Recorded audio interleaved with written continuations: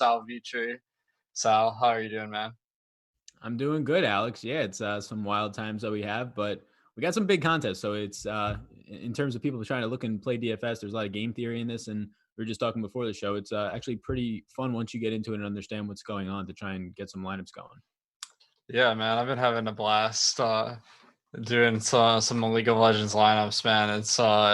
It's got its own like unique strategy, and like although you'd think that being like virtual, it wouldn't be like as um competitive as maybe like basketball or baseball or something like that, but like there actually is like a huge skill gap between like the good and bad teams. So it's not like you can just pick anyone and expect to make some money here. So I'm excited that we can break down the slate. But first, what have you been up to, man? Now that sports are on hiatus. Yeah, so I think the first 2 3 days once sports started dropping like flies last week, it was like I would make some sort of video or try and get something out in terms of MMA or stream on like a showdown for golf before that went out. And it was like 12 hours later the sport would be canceled. So it was just like it was like getting up off the mat and getting punched back down. But we found our home, our safe haven in League of Legends.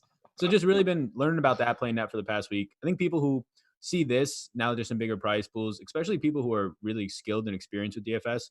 You're going to notice a lot of game theory in it. So it is fun to keep up with. There's 3 leagues, but then just outside of DFS and just work and things like that, just getting out a lot more. I'm in an area where there's a ton of lakes and outdoor areas. So no better time than ever. Those are still open. And so we're doing a lot more running, working out, just trying to keep the sanity, keep positive. How about you? Man, similar experience. They kind of eased into it because they had that Players Championship Day and then MMA. But then I Yeah. saw you were grinding the Turkish soccer and stuff like that. Oh, yeah. I was like, I can't hustle like you. But League of Legends is kind of where I found my space here. So I've been kind of immersing myself in the world. I actually started researching League of Legends when it first launched on DraftKings a few years ago. And by researching, I just meant I was playing a bunch of video games. So I learned a lot about it, and I kind of had that knowledge base to draw on. In addition, we have Jeremy Pick'em Genius writing articles on the site. So if you can check those out, make sure to go on. He's been writing about like the general strategy of League of Legends and picks for each day. Um, and we even did like a live stream where we played some League of Legends live. I think like Really? 5 people were watching, but they all seemed to think it was funny. So it's been a good ride. But so just talking about some League of Legends basics, because I'm sure a lot of people watching don't really know how it all works. So first of all, what is the lineup construction we're working with?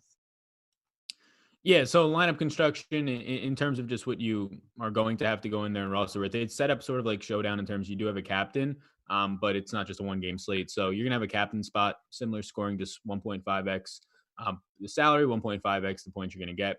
Then you get a top liner, top laner. Those players, they don't score as many points, but they are involved. It's somebody that just not as much action is in terms of where they are on the map. You have a jungler who kind of jumps all around the map. They pick up a good amount of kills, a good amount of assists. They kind of jump into all different categories.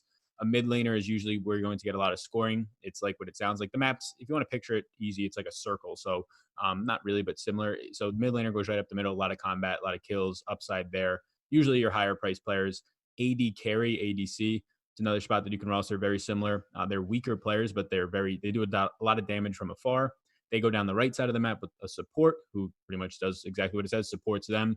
And then you roster a team, and the team, at least on DraftKings, is going to get scored differently for just team objective type stuff. Whereas on FanDuel, they're going to be scored exactly like a player. So that's kind of the lineup construction of it. It involves some more game theory, and the biggest piece of it right now that we're noticing is just stacking is going to be very important in this sport. Absolutely. So kind of talking a little bit more about the positions, you're mentioning how like AD carry is usually the highest scoring, and kind of like I've been trying to learn a lot about LOL, and the bottom of the map they put 2 people that have kind of complementary skill sets. So AD carry is like high damage but um low damage taking ability, and then the support character, they're just kind of the +1 that like has a lot of synergy with the AD carry. So that's why we see AD carry be the highest scoring on a lot of slates, is because they're the highest damage champion. But Actually, I gotta back up a second because people probably don't know what a champion is. So like each person there's like a draft of these different characters you can pick before each match, and each team gets to like ban different champions that they don't want to play against, and then they take turns picking them. So every game really has a different combination of characters, and that dramatically affects the fantasy potential of each character. So you don't really know what exactly a player is going to play before the match. Um, and that actually has a pretty big impact. But 80 carry is usually the highest scoring, or not usually, but on average. So obviously, like whoever scores the highest, you usually want to have in the captain spot. So do you usually focus mostly on ADC? So early on, yes. And I guess if we're playing more cash lineups, I think that's the optimal way to go, but it's baked into the price. So like 80 carry mid laners, they seem to be just the highest scoring in general. Like you were saying, 80 carry looks like the just highest upside play, but it's also going to be the players that are like that 8K, $8,400 price range. So it's really slate dependent. Like on some of these earlier, we had 2 game slates, haven't had those. We'll have one later today is sort of a turbo slate, but we've had a lot of 3 game slates for the China League and the LPL, and a lot there. I'll try and get an 80 carry in because there's just less players to make up for the points. But slates like today, the earlier slate for the Euro League, and then this slate, I'm noticing that I'm getting a lot of other positions in there. So I don't think it's optimal from a standpoint of like cash game, but in terms of just sort of like stars and scrubs type of build, I'm going to get more support players in the captain spot, top players, depending on the exact slate. There's some teams that have just really good players in those areas. So I do think 80 carry is like the optimal play, but based on salary, it just gets really difficult to fit it in on some slates. Yeah, definitely. So like some teams might be hard to stack if they're both really high priced teams and you're trying to pick a high priced player captain. But another thing we should talk about, who do you not want to pick in the captain spot? And I think that the number one answer is like you got to pick a team that you get points for like when they achieve certain objectives. Almost never have I seen a team have the highest score on a slate. So you usually typically avoid the team and captain. Yeah, so every single slate so far, I've excluded the team to a captain option, and they're like 0.2% owned. So like you're being very contrarian if you go for it.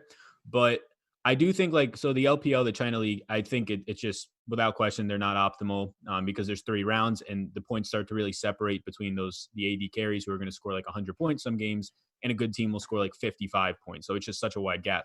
But with these 3 game sites, I've been paying closer attention to it. I haven't done it yet, but I might open it up to some of the top end teams tonight, the bigger favorites, to allow them to get into the captain spot. And I have a couple of crunches with like 6, 8% captains of some of these teams, only because it's pretty tightly priced, I noticed tonight. So I think that opens up at least some different lineup construction that'll probably be lower owned.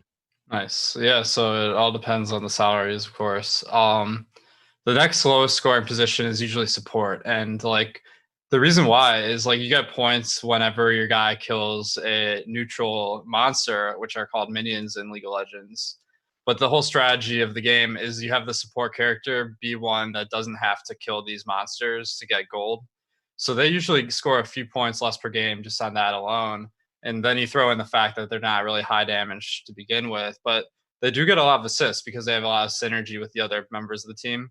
So how often are you finding yourself with the support character in champion, or I mean in captain?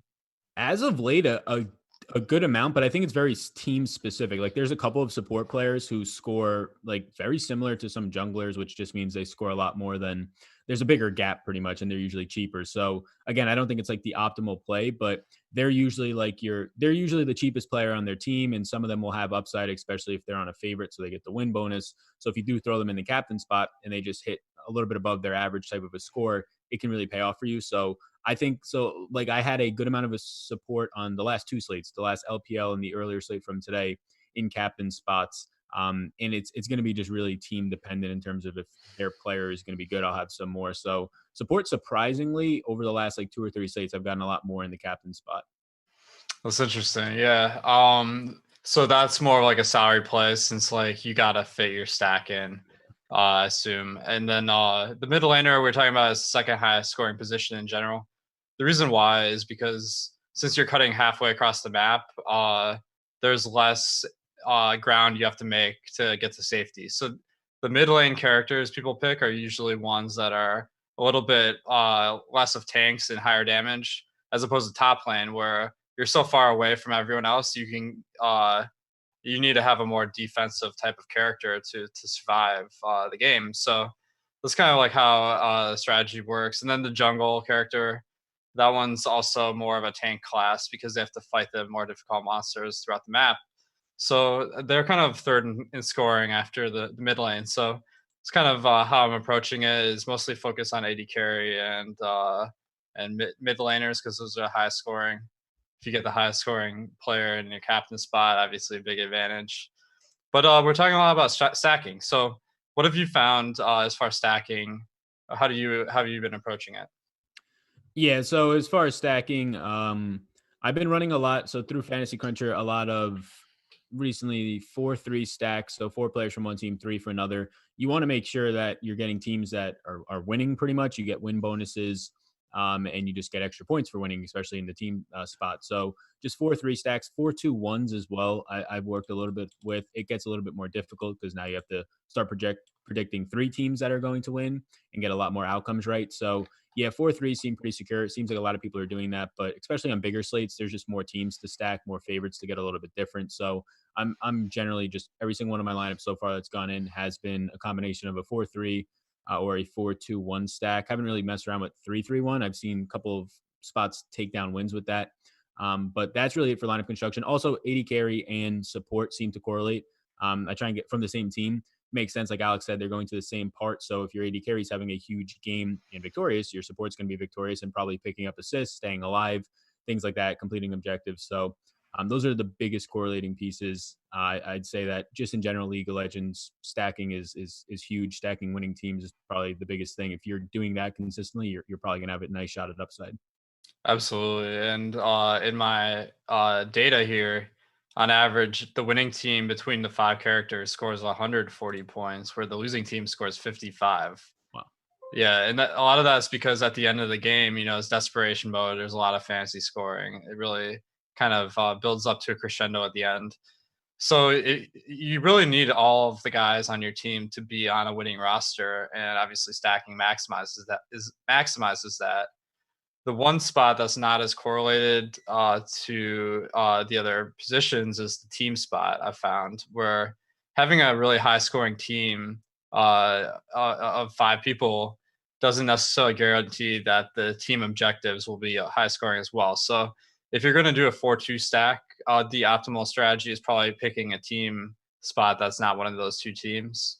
And actually on FanDuel, you're not allowed to do a 4-3 stack because you need players from 3 different teams. So that is kind of the optimal strategy on FanDuel.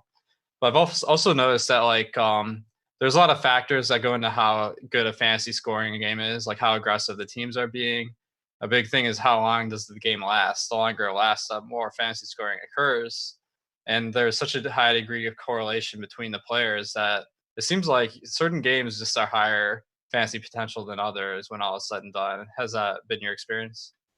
Yeah, I think so as well, especially like just lasting longer for when you get the 3 rounds. So I guess to call out the 3 leagues that are currently going on, China, European League, and American kicks back off tonight after a break. So China plays 3 rounds per contest, and the Euro League and American only play one. So you're just going to see less fantasy points overall by pretty much a third. And yeah, the longer that those rounds last in China, if it goes to the full 3, there's upside. If it only goes 2, they get just a bonus. So you don't get kind of, if you sweep a team 2-0, it's not a damage for you. You get like a 20-point bonus for your team and 15 for your players. So yeah, like in terms of just like average game times, and there's stats like that you could find online. I think that's pretty important, something that I'm looking at, especially when just trying to choose between teams. But yeah, I guess the biggest thing that I've been trying to figure out today specifically, and I tracked it a little bit yesterday and try to track it, is now that there's only one game and trying to figure out the upside of some of these higher teams. So in terms of like captain spot. So like I said earlier, excluding them, there's only one game. So it's hard for in one game within each match. So it's harder for like an AD carry to really separate himself by 30 points. It's just not going to happen. It might be a situation where you get Cloud9 has scored 25 plus points in many contests, 30 plus a couple of times. So I'm trying to see if I really want to exclude them completely for today. I have a couple of crunches with and without ready to go. And right now I'm on the fence about it. I'm not sure if you've seen anything on your end with that. That's probably my biggest question mark now that you switch from China, where we played for the last week, to these other spaces like America today, where it's just one game instead of 3 rounds. Yeah, it does make a huge difference. So the main thing is like in China, because of the 2-1 format, you could have a player from the losing team. If their team goes 1-2, there's the potential that they actually have a pretty good fantasy score. In one game series, you're toast if your team doesn't win. So Yeah. that's the main difference I've noticed. As far as teams and captain, it's not something I'm going to really focus on because the level of correlation isn't as high between the other players you're picking. And also, it just seems like teams are lower scoring in general um, than individual players. So that's kind of where I'm going. Yeah, it makes sense. We talked a little bit about the China League, and there's a great article on the site for if you've tried LPL, which is Chinese League, how you should kind of approach the American League. So make sure to go to awesome.com and check that out. And we actually also have a Bose speaker up for grabs today, as well as 4 full subscriptions for a month. And that's through our NBA 2K simulation contest. So make sure to check that out. You can enter a series of questions to compete with for this, and then the live stream kicks off at 7:30 Eastern. At 8 Eastern, the simulation starts, and you can also enter a lineup on FanDuel and win cash prizes if you pick the right players. So make sure to check out on awesome.com and on FanDuel the different options there for the NBA 2K leagues. All right. Hopefully, if we'll get a sweat between somewhere between the two with the League of Legends and NBA 2K. So as far as starting lineups, I've seen a lot of questions about starting lineups. It seems like in the American League, most teams just play 5 players and they don't really substitute very much. What's your approach to figuring out the starting lineups? Yeah, so in terms of today, like the American League, like you were saying, it's pretty straightforward. Like there's usually like one position on these 5 game slates where maybe one of the teams is going to change something up, but it's been pretty straightforward. I think the team accounts actually for the American League are going to be tweeting out the lineups if they have not already. That's what I heard, or at least was told by some people who have been playing this for years. But yeah, the American League and the Euro League, they're not really having moving pieces. But the China League, if you're playing, like there's a slate tonight at 2 a.m., 3 game slate, they've had pretty much every single slate a different starter than you would expect or something changed. So they usually come out pretty well before, like 4 or 5 hours before they've come out, and just really sourcing Twitter at that point. There's a couple of people who post the lineups for the China League, but for the American League, I think that we can rely on sturdy lineups. And if anything does break, I'm sure it'll be on Twitter, but also their accounts have apparently been tweeting it in the past. That's good to hear. So make sure to follow the team accounts, or Sal and myself on Twitter will be retweeting anything we see. Um, but in general, like League of Legends seems like a sport where you can build your lineup pretty far in advance. With the Chinese League, they tweet out the starting lineups about 12 hours before the game. So that's one thing that's really nice about League of Legends is you can build your lineups well in advance of the contest. All right. One thing that I've been trying to figure out myself is that, like, to me, it seems like if a underdog wins, they have just as high a chance to be high scoring as a winner that wins. So the overall like projection of the team doesn't necessarily work the same as other sports because it's just like if a guy's lower projection, it's just a lower probability they have a win mostly compared to not having the same upside. Has that been your approach, or are you trying to target some of these favorite teams and assuming that they have a good chance at higher upside than some of the underdogs? Yeah, so I think that's my approach as well. So far we haven't had a lot of 5 game slates, maybe two until tonight's. So mainly I've just been running out the favorites. They've been pretty skewed favorites. But today there's like two or three, one pretty much a pick 'em, but then two like slight underdogs. So the way that I median projected it so far has just been projecting one team to win. But it when it comes to entering just MMEing, it becomes difficult because then you're putting all your eggs pretty much in one basket with that team hopefully winning. So trying to just project it down to a standpoint where I just project maybe both teams to win to get some of them in there in terms of the team slot. But yeah, I think that today and earlier today for the 5 game slate in Europe. This is like the first time we've been challenged in the past week, at least, with some just shorter odds teams. The most part, League of Legends so far, from what I've seen and just looking back at the entire year, it's very rare that like a big favorite is going to lose. It happened like 2 or 3 nights ago, but it happens like maybe once a week out of all the games. So I think that you could feel pretty confident in the big favorites putting up points and at least winning. But I think today I'm going to be taking some stances on some of these slight underdogs. Yeah, and I mean it works a lot like other sports where if you're taking the big favorites, they're going to be heavily owned as well. A lot of nights these underdogs maybe 2-3% owned as a team, and they're usually only about 20% to 80% to win.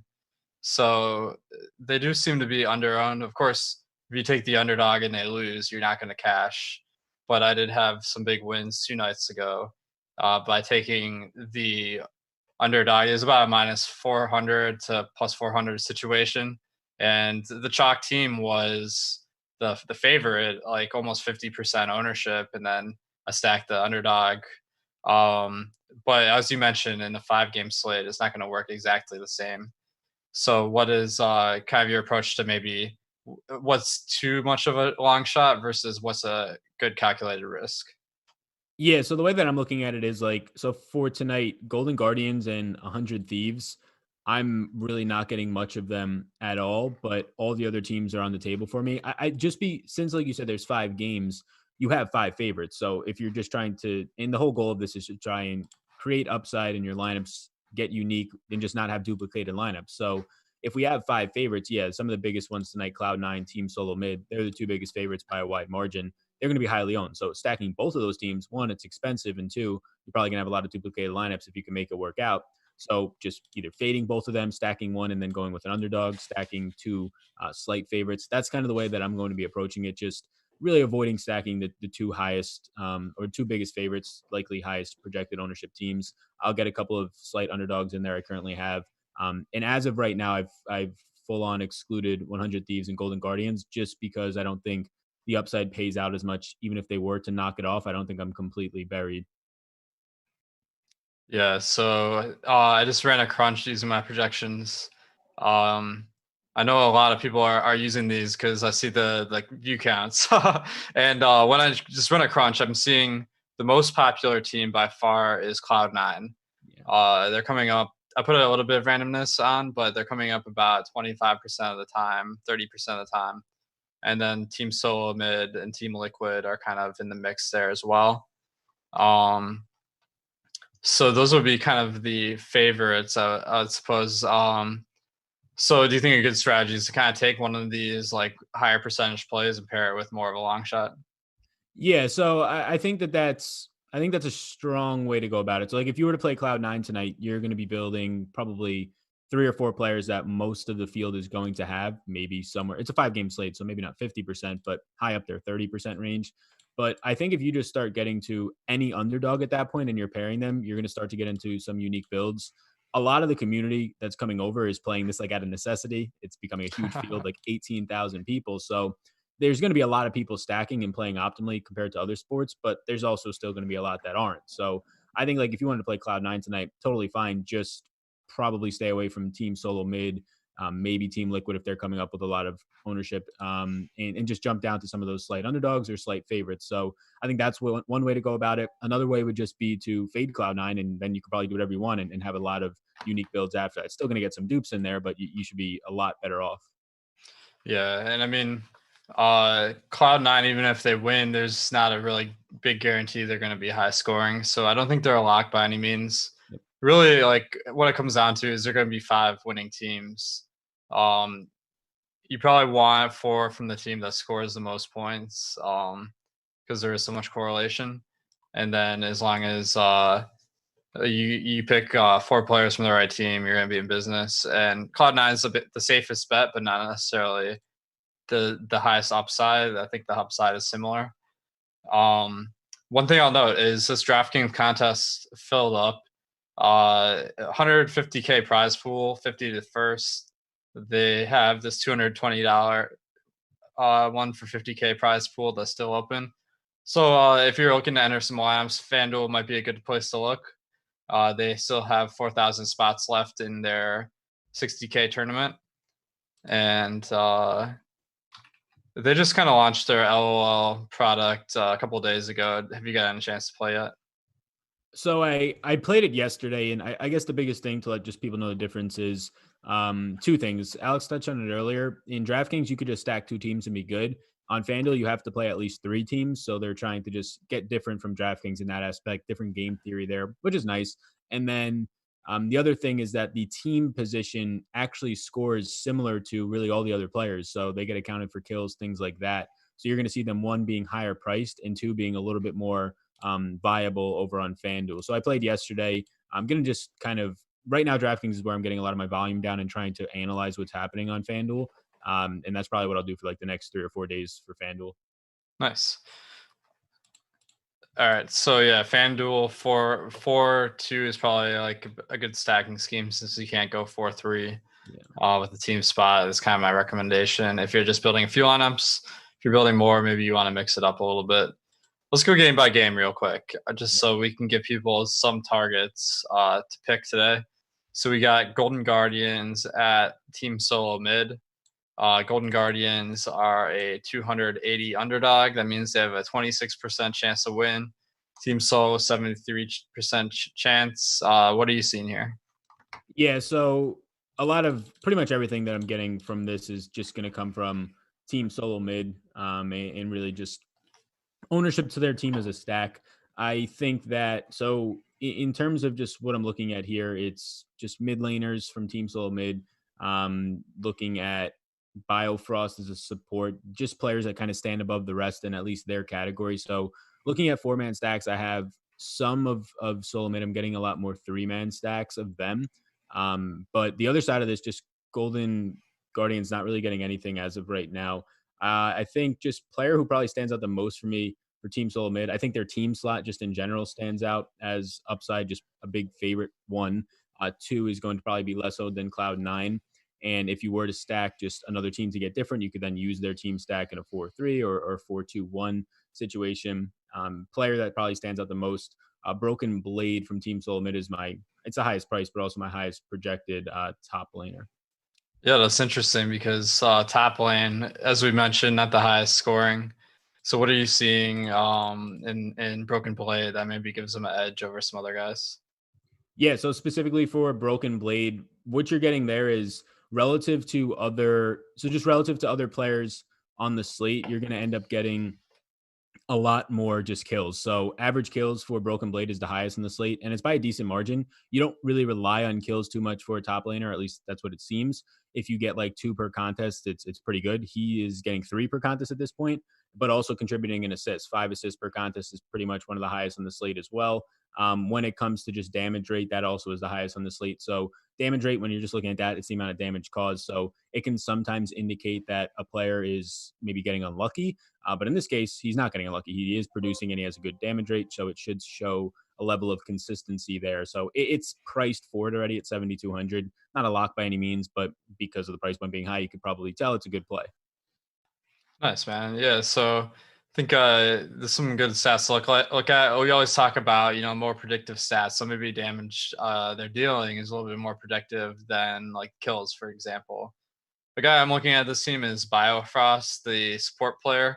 He's just getting like mad assists. I mean, it sounds kind of ridiculous, but 17 assists in the 2 games ago, over 10 several games, and that gives him that chance to score the bonus for 10 kills plus assists.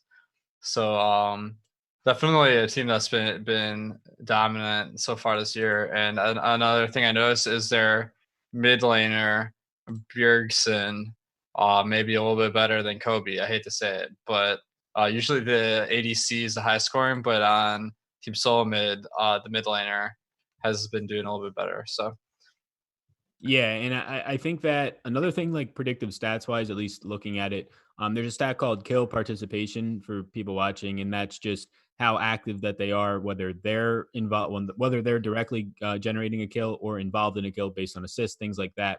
So it could just show you once again if a player is getting unlucky.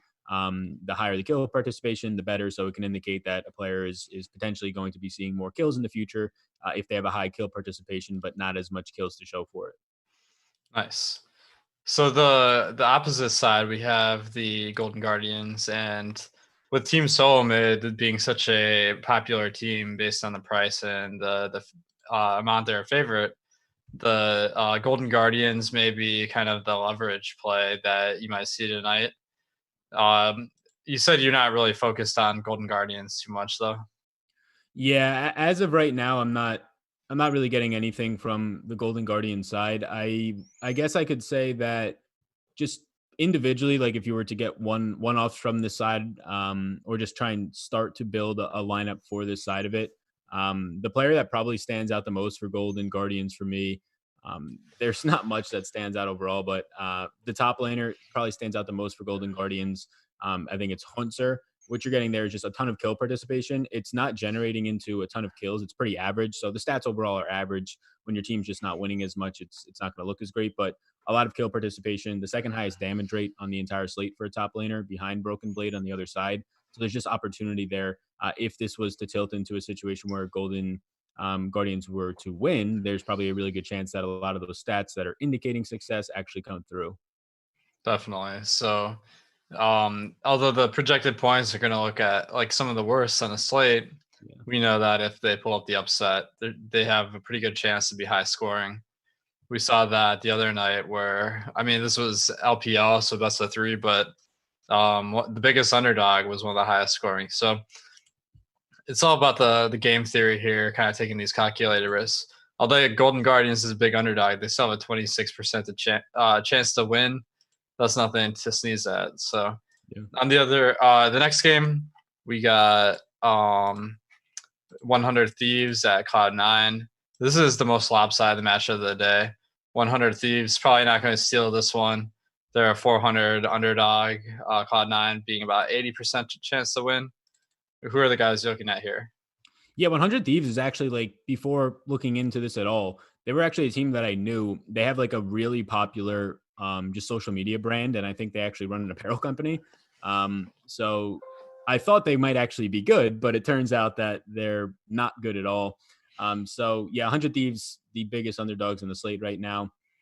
Probably not a team that I'm going to get to. It would be an extreme contrarian play. Like if this was a 2-game slate, I think it would actually make sense to get there because a lot of ownership would be going overall for the slate on Cloud9. It's still going to happen, but just not as extreme to get there. There's other options. So for me, 100 Thieves is I excluded them right now, but I do think that Cloud9 obviously looks fantastic. The biggest favorites. They're going to pretty much be like the highest priced players all across the board.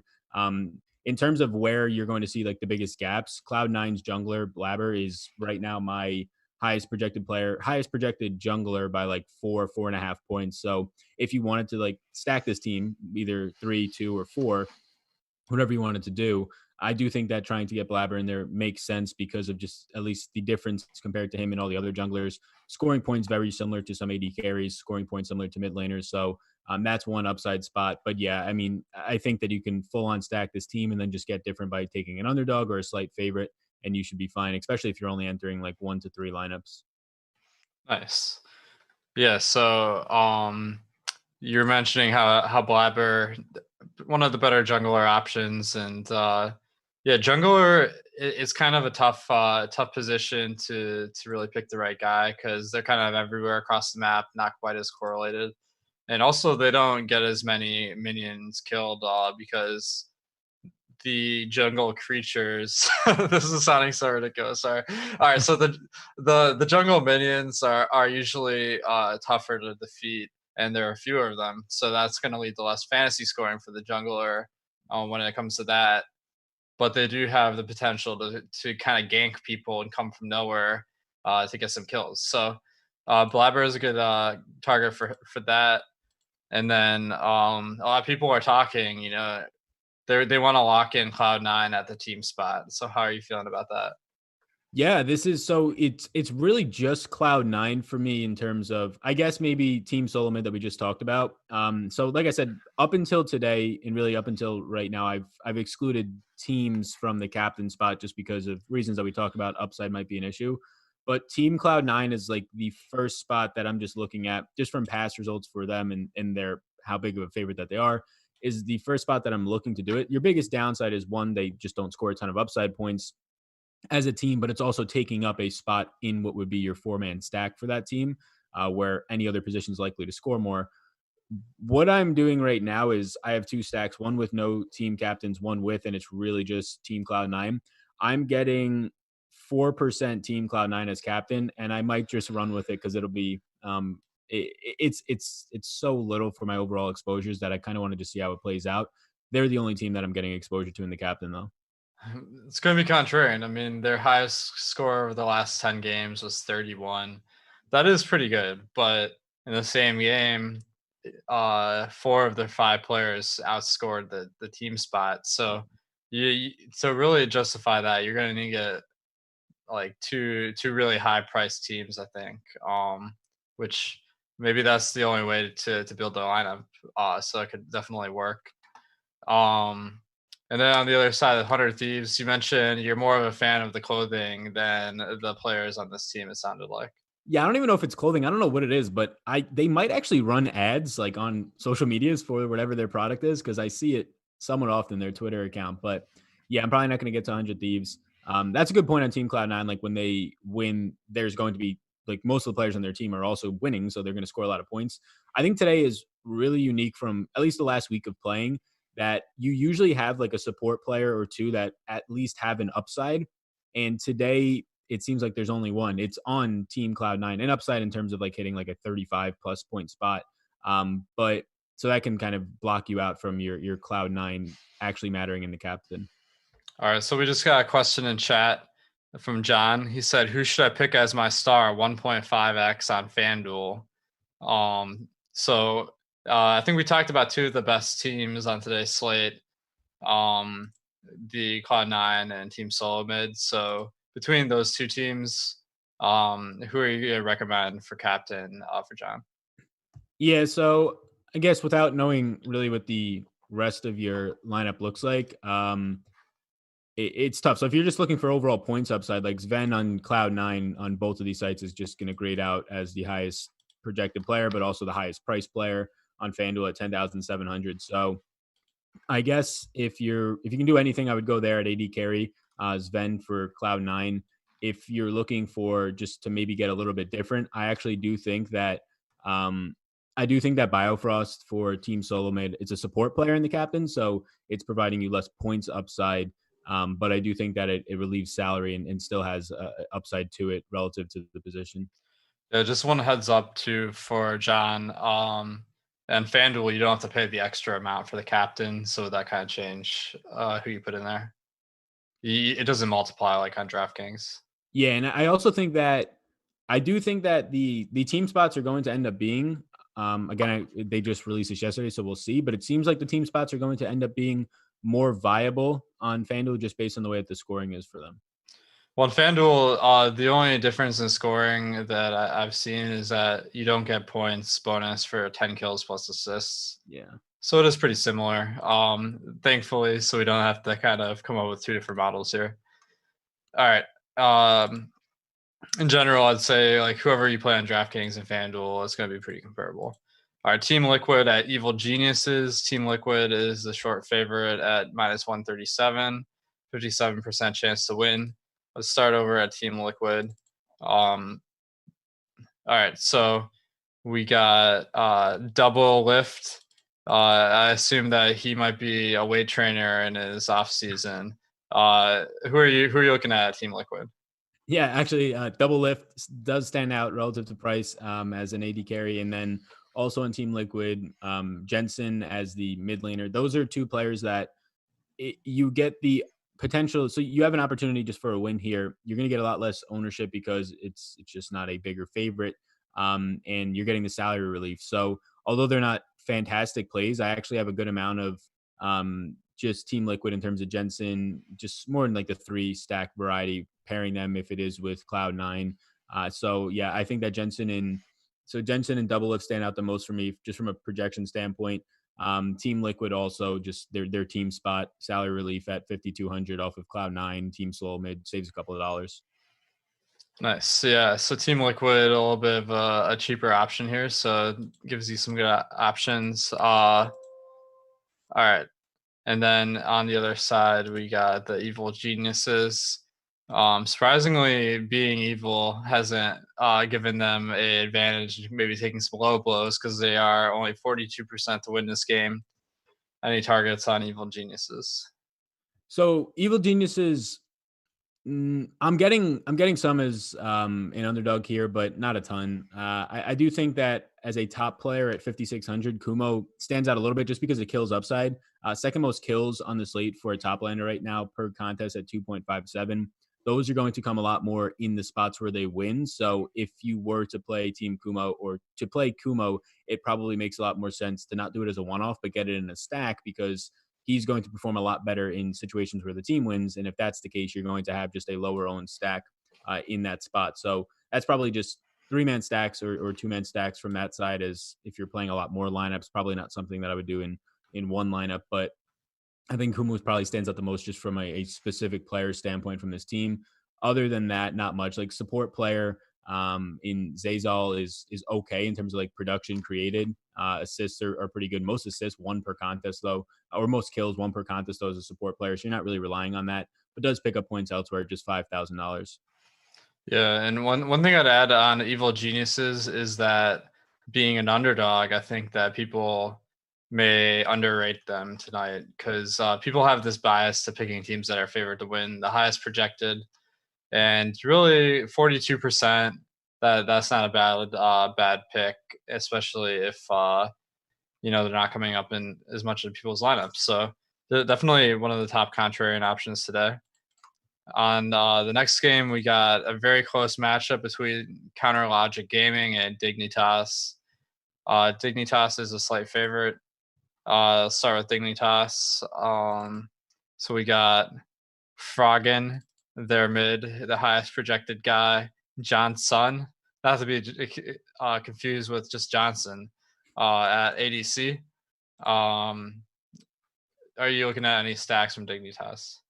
So Dignitas is actually somebody that I don't really expect to get to much of. I'm actually getting to the other side of this, the slight underdog, mainly because the line has moved. So the lines move a lot, at least from what I've noticed, especially when there's just a lot more teams. It makes sense. But from the start of yesterday, Counter Logic Gaming has been an underdog the whole time. Dignitas has been the favorite, but it's become a lot closer to a pick'em, or at least to just minus money on both teams. Counter Logic Gaming was at plus 105 right before we went on the show. They opened at like plus 125 or somewhere around there. So I just projection wise, I'm not getting to a lot of Dignitas. If you think that they win, their team slot looks okay, but their players in general, even when they win, they don't really pull off a ton of points.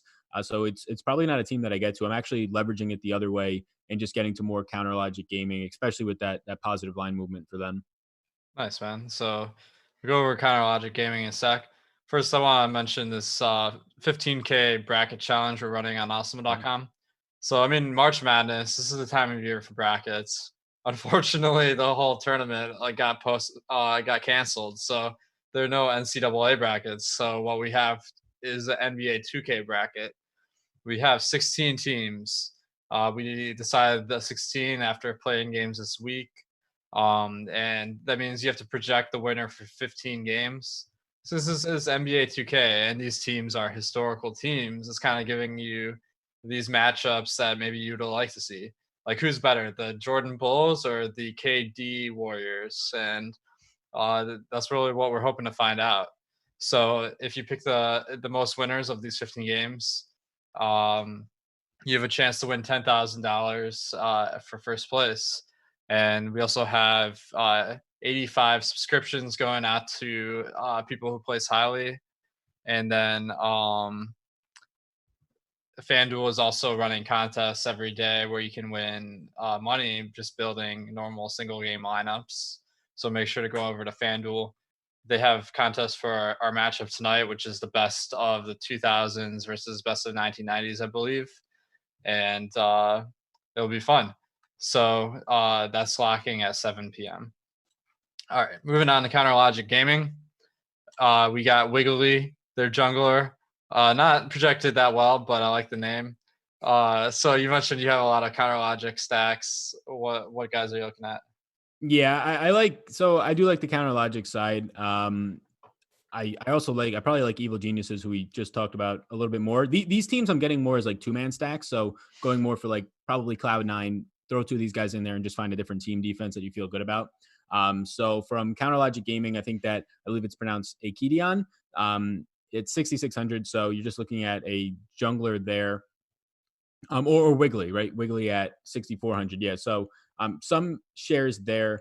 I think that Wind is the one that I'm getting the most ownership towards as an AD carry. So in terms of when they do win, so the average fantasy points that you see is like 23 for Wind.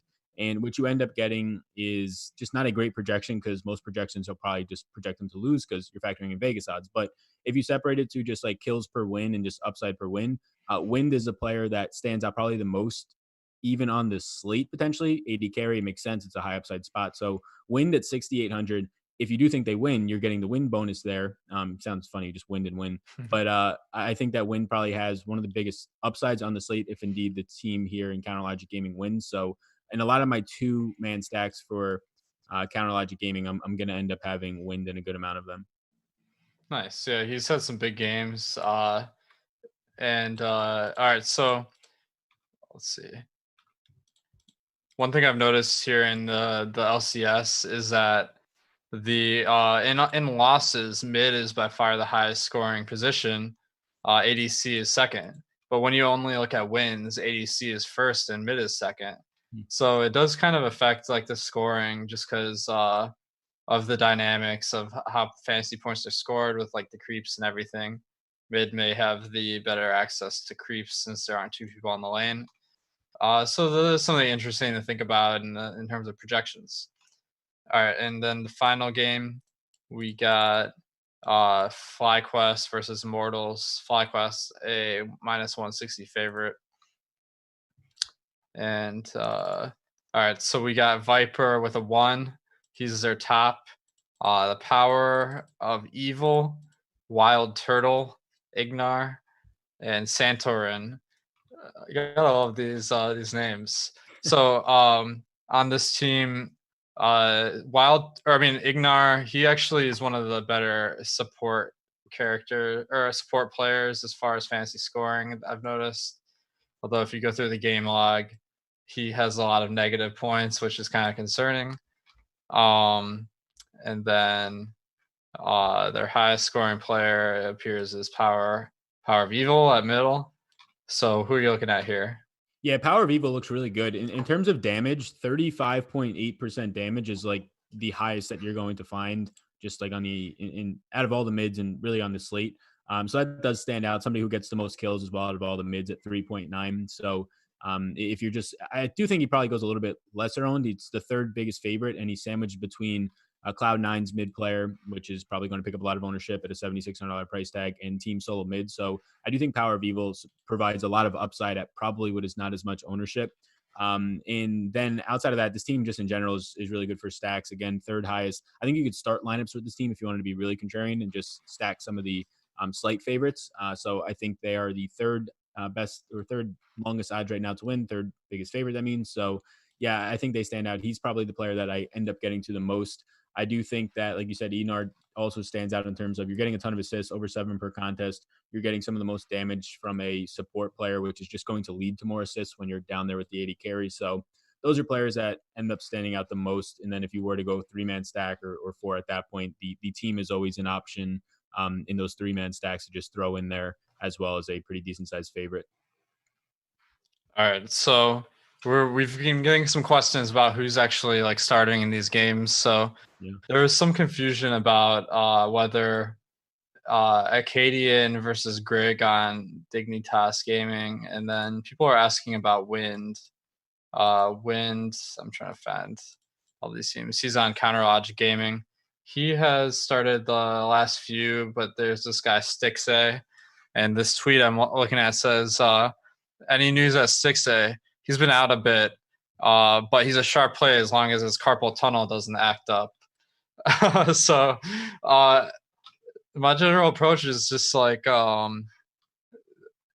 they have this academy thing that plays as kind of the minor league starts. We have some some people saying opposite things, whether Stixay um or let's see. I'm getting confused by all these different guys. Or Wind is starting. Um, Bradley says check his Instagram story. So this obviously is really important because everything locks right at in 10 minutes. So we got to make sure we get this one right. So why don't we look at his Instagram story, since it seems like Yeah, that. I'm on their Twitter page. I haven't said anything. So pretty much they played 14 games so far this year. They're coming back from break. Stixie has started 12 of them, and Win started the 2, I believe, before break. So like Win's been in the lineup recently, but if there actually has been just some sort of injury to it now with the break, I would then expect to see Stixie back in the lineup. In terms of just Stixie, if you were to have starting in the lineup, the team in a very small sample with Wind has performed better, but with Stixay, you're getting just not a lot of upside in general. Very low kills, 2.4 per contest, which is not good for an AD carry. Again, they don't win that often in general, so that's going to affect it. But the thing that does stand out is you're getting good kill participation, but that's going to be across the board for any of your AD carries. So even if Stixay was to start, you're going to get low ownership, especially at this point, just because of the question marks around him. But it would affect right now definitely what I'm doing in terms of just counter logic gaming and having Wind and a good amount of these 2-man stacks. But it probably just ends up being a pretty even switch out, just because there's a $200 difference if you're playing a lot of lineups. If not, I don't think it's a situation where like you should just be piling onto this team now, because he's pretty much just as decent of a player as Wind, like very average. Yeah. So the Instagram story is very specific. He says, this is Stixay. Stixay says, I will be playing Dignitas at 5 p.m. Pacific in the LCS. So if you have Wind, make sure to swap him to Stixay. And that is easy to do on DraftKings because Stixay costs a little bit less. So Yeah, I just did a global swap. I had Wind in a few lineups. So let's make sure we got this other guy right, Greg versus Acadian. So maybe we'll get some tips in the Yeah, so wait. Greg versus Acadian, it's been the same thing. Greg started 12 games this year, Acadian 2. So maybe it's a similar situation in terms of the break, changing things up. In the 2 games that Acadian has started, they have not won. When Greg does play, they win 42% of the time. But once again, like very similar to my whole stance just on this team in general. I like the Cloud, just the counter league gaming on the other side of it. I think that whoever starts, I'm not going to have interest in general, but obviously if you are playing one of them, then you want to know. Yeah, so Wind actually, when I had my lineups, is one of the higher owned players on FanDuel. So that is especially important to make sure you swap him out. All right, finally we got the Immortals, a small favorite to FlyQuest, and we got probably the hardest team to pronounce: SOAZ, X Smithy, Ica, Apollo, and Hakuho. What's your take on the Immortals today? Yeah, so the Immortals on the other side of this, I'm getting a decent amount of fly quests, so I'm not going to get as much Immortals, just not totally leveraging out a lot of these lineups. Just in general, not a lot stands out. These are players that aren't. I mean, they're decent sized underdogs at third biggest today. It's still not that wide of a gap as we have been seeing, but they're just not players that even when they do win, score a ton of points. You can just go to the high scoring player spots though. So if you did want to project an upside or a upset here.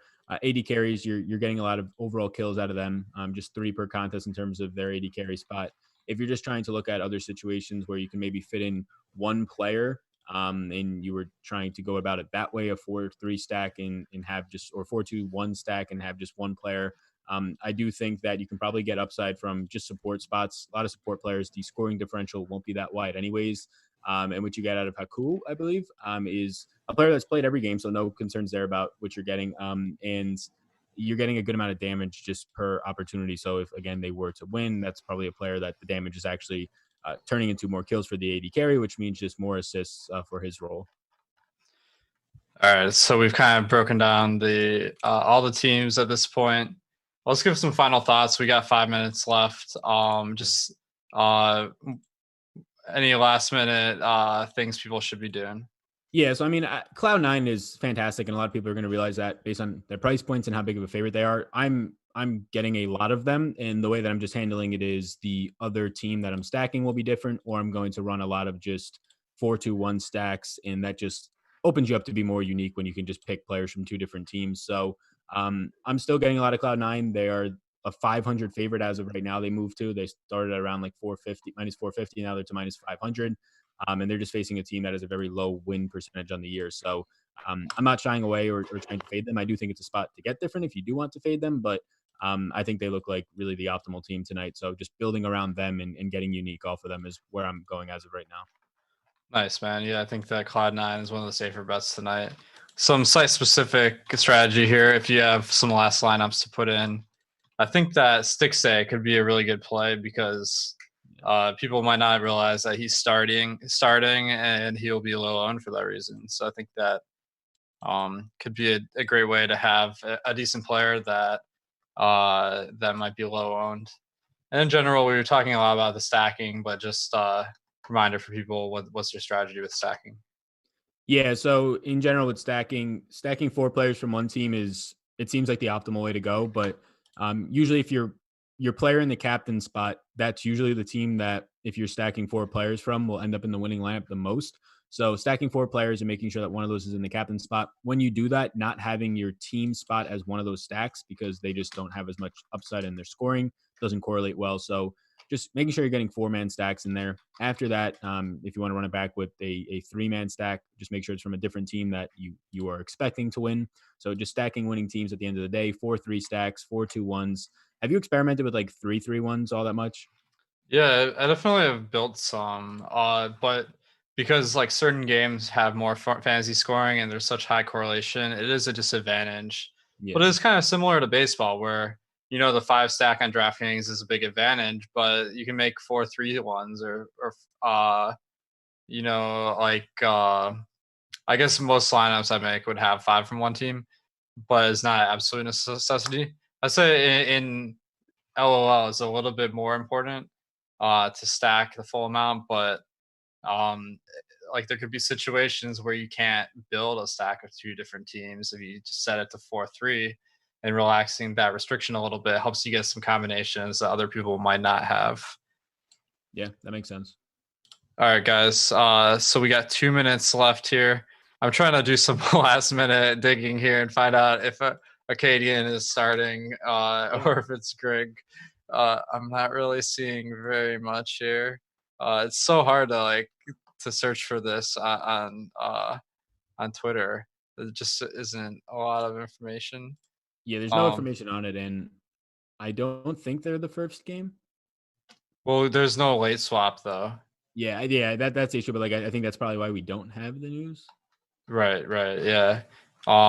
So I think that okay, Bradley and Kevin say that Acadian is starting. So he was the one who started the last game. So good there. If you do have wind, make sure to swap out. You got 1 minute left.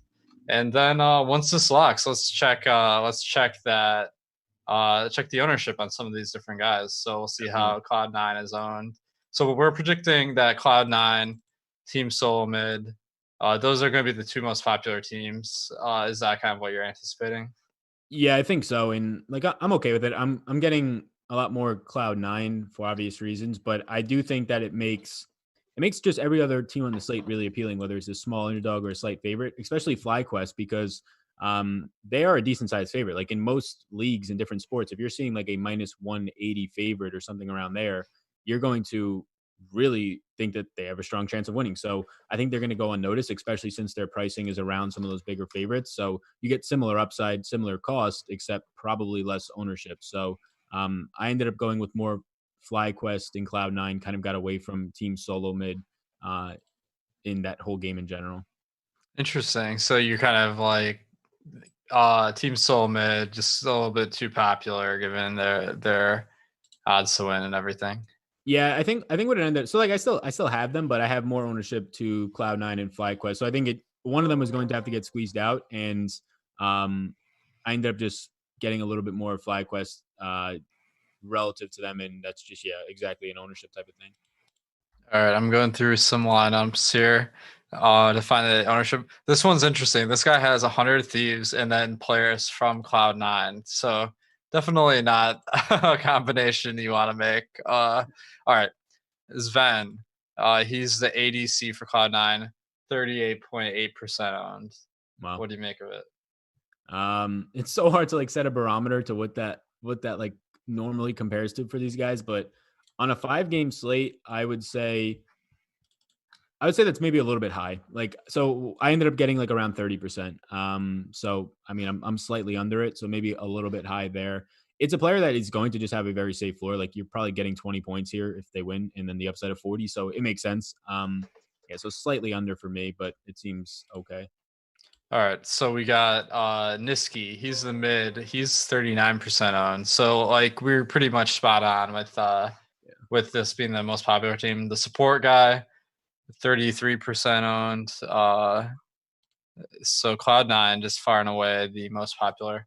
Let's see who the least popular are. So Wow, we Stixay, only 1% owned. I just saw that. Yeah. So what did Wind came in at like 6%? Okay, so Yeah. that's it's a pretty clear indication that Wind was probably going to be like 7% owned or somewhere around there. So yeah, it's a pretty good move off of. Like, it might not pay off tonight, but if you make that move most times, it's going to pay off. I mean, just in general, now that a player that's not playing is 6% on the contest helps us all. Yeah, and this is a situation where those League of Legends kind of grinders have a big advantage because they know how to get this information better than everyone else. So that might be one where if people weren't watching the show, uh, apologize because I had them in my projections until 8 minutes ago. But that's how DFS works. I mean, you gotta be But waiting yeah, for the. I projected Wind the same way. I had him as well in, and he was in probably like 8% of my lineups until we found that out. All right, so I'm trying to find. All right, so remind me, counter logic gaming was one you liked, right? Yeah, I ended up, so their line moved a lot to where they were almost minus money. So I from that game I only have counter logic gaming from that Nice. specific game. So Ruin the top and Pobeller around 17%. You Okay. like it? Yeah, so I'm trying to see the ones I have the most of right now. I have the most of from counter logic gaming. Stixay, who we just ended up getting at low ownership. So I like that. The other ones up top, no, I don't have as much as those. I'm trying to see the main ones that I have. So Stixay, because switched off of Wind. And then I believe it was their support player. Yeah, Zazal. Or no, Zazal's Evil Geniuses. It was Smoothie, Stixay, and their mid, who is Stixay, Smoothie, and then I'm trying to find kind of Rune. So what was Rune's? Ruin is 16%. Yeah, I'm definitely under that. I'm at like 12% or 10%. All right, this was an interesting one. So Broken Blade, one of the guys that we said was going to be the higher scoring of the top laners, he is 25% owned, but everyone else on the team is around 12%. Wow. So what do you make of that? That's kind of interesting from like a strategy standpoint, I think. Yeah, no, I think that's really interesting. I have 17% of Broken Blade, so lower on him, but then the rest of the team, at jungler I have 12 of Dardach, 13%. So I'm pretty even across them. I'm like low teens on all of them. So I guess you said they were all around 12%. That's pretty much where I'm coming in on all of them. Biofrost I have 13, and then Kobe I have 14. So I guess I'm even with the field. I'm under what the number came in on Broken Blade though. My strategy here actually would just knowing this, I would want to stack the other four guys kind Yeah. of because it's like it seems like if everyone has Broken Blade, he's going to be a little bit too high owned, and um, that combination sounds like it's very low owned. So I kind of like that concept. All right, any final thoughts for the viewers here? No, I mean, enjoy it. I mean, we got this to fill like an hour before, maybe even more before lock. So tomorrow's slate for the American League is at 3 p.m. It's not as big of a prize pool. They were probably testing this one out, but you could probably expect more 50K to first prize pools coming. There's also a 2 a.m. start, but you'll get the lineups probably right now already for the China League tonight. But yeah, enjoy it. I mean, this is life for the next X amount of weeks. So it's the nice thing is it's not just like one league. So it's almost continuous. Like once one league starts, the next one is going to start like 3 hours later. So for DFS purposes, there's a good amount of game theory in it, and there's a ton of contests going on like around the clock, literally. So it goes all throughout the summer. So it's at least going to be here for now. Let's just hope they clean their controllers. Yeah, it's not exactly fantasy football, but it's what we have, and we're working with it, and I kind of like it. I'm enjoying this new change of pace in July. If it lasts that long, maybe not, but we'll see how everything goes. Okay, guys, thanks for watching. Make sure to check out our NBA 2K contest tonight on awesemo.com and also on FanDuel. And make sure you got 2 days to fill out your bracket for that 10K to first, 15K prize pool bracket challenge we're running based on our NBA 2K simulation. So make sure to check all that out. Good luck tonight. If you want to play some more League of Legends, we got that China slate locking at 1 a.m. probably. I'll be posting projections for that in a little bit. And thanks everyone for supporting the stream. Good luck tonight.